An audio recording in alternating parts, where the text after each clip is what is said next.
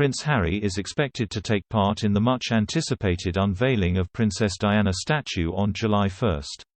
Over the past few weeks, it was rumoured the Duke of Sussex may return to London in the company of his wife Meghan or even his 2-year-old son Archie Harrison. A source close to the Sussex camp dismissed last week the possibility the Duchess of Sussex would travel across the Atlantic just a few weeks after giving birth. And suggestions Archie could join his father in his next trip to the UK have been swiftly shut down by a friend of the Sussexes.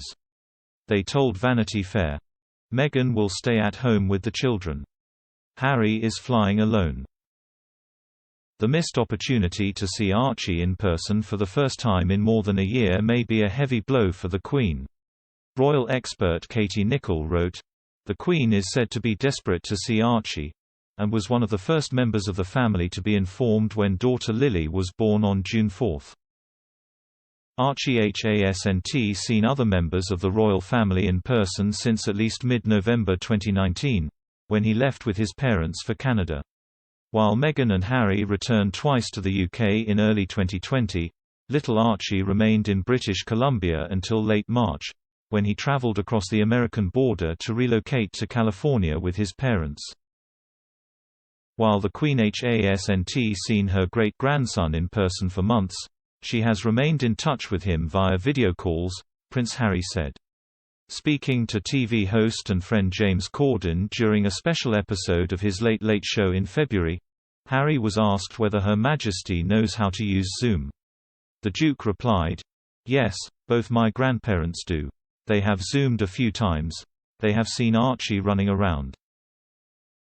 Famously, Harry also revealed the Queen had shipped across the Atlantic a waffle maker for Archie as a Christmas present, which the tot adores. During Meghan and Harry's landmark interview with Oprah Winfrey, the Duke said he has spoken more to my grandmother in the last year than I have done for many, many years. Asked whether they hold video calls, Harry replied, "We did a couple of Zoom calls with Archie."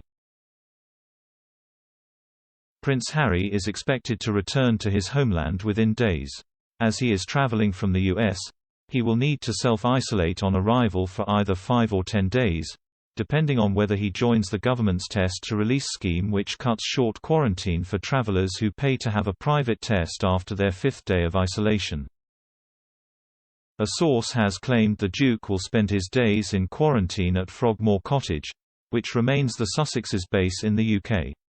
The Sussexes handed over their keys to Princess Eugenie and Jack Brooksbank following their move to California. The source told The Sun, "Eugenie and Jack were handed the keys last year and told they could use it while Harry and Meghan were in America." The cottage is now literally split into two, meaning Harry can isolate in one half of the house without ever coming into contact with his cousin and her family. It has been set up for his return after last-minute plans seemed to work when he was back for the Duke of Edinburgh's funeral in April. As noted by the source, Prince Harry was last in the UK in mid-April, when he attended the funeral of his grandfather. That emergency journey lasted 9 days, including 5 spent in quarantine, during which Harry was reportedly able to meet Eugenie's son August.